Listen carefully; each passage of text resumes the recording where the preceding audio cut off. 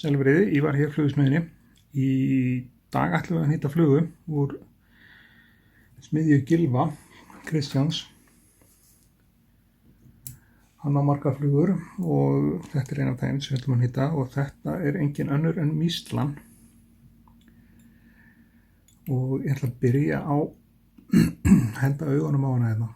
Þannig að þau verði ekki til trafala á eftir. Seinna mér. Og ég nota bara baðkeðju augu í þetta. Það er þetta að nota alls konar augu, sko, og þráðurinn.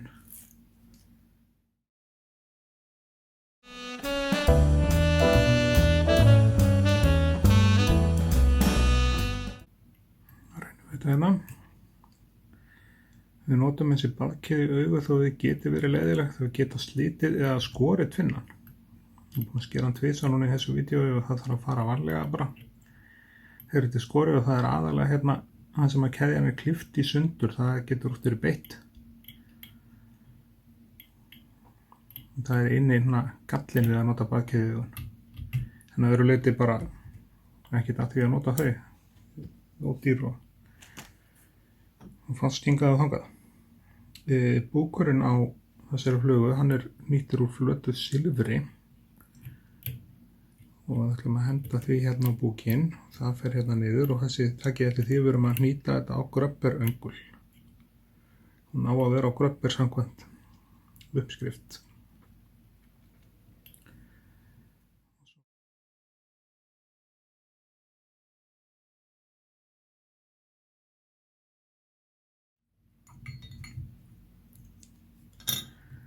Þá er þetta klárt hérna. Og eina sem á eftir að koma á svo flugu er í rauninni, það er tvennt. Það er vængur annars vegar og svo er hérna, kemur döpp yfir þetta, þessi rautt döpp. Og við notum í þetta svarta önd eða gæs. Önd stendur samkvæmt uppskrift, við notum gæs hérna því ég er ekki með önd uppi við. Þá kemur vængurinn sem sé svona og bara brjótum við þetta saman. Og hann á að standa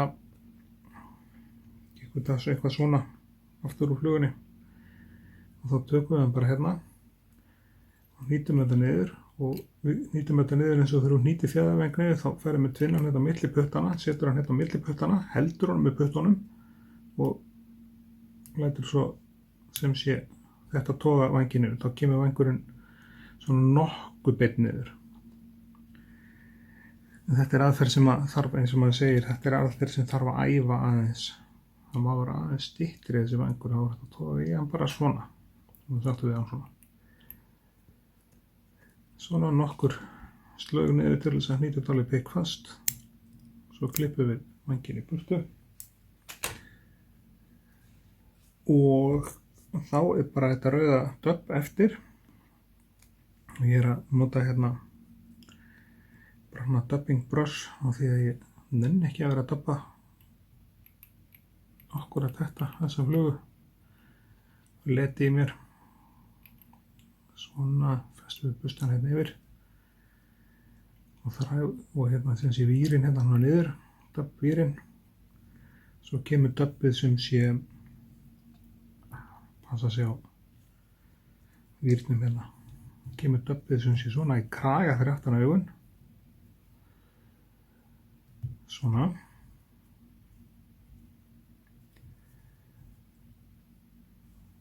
og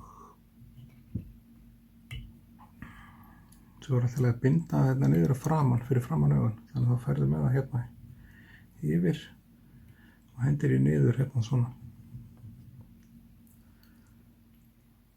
og það fara varlega með tvinnan hérna út af við erum að vinna með augun sem geta verið beitt þessu tilviki þá ætla ég að gera svona það er að eiga við þetta þá klippum við vírinn hérna í burtu og formum hnút hérna framan á þetta hann þarf ekki að vera neitt sérstaklega stór mýslan er góð fluga í mikið bæði bleikju og rauða á þessa flugu og það er bara eitthvað við þetta svart og rautt saman. Það virkar. Það var ekkert annað eftir nema bara hnútur og lakk og ég ætla ekki að vera bladra yfir lakkunin á vídeóinu, heldur bara læt þetta hnútin bara duga og segi bara við ykkur, ég þakka kærlega fyrir áhorfið. Hér hafið þið mísluna eftir Gylfa og þakka ykkur fyrir áhorfið og við sjáumst bara hress og gott í næsta vídeo. Þið með endilega setja like á vídeóið, subscribe rásina og deila. Takk kærlega fyrir.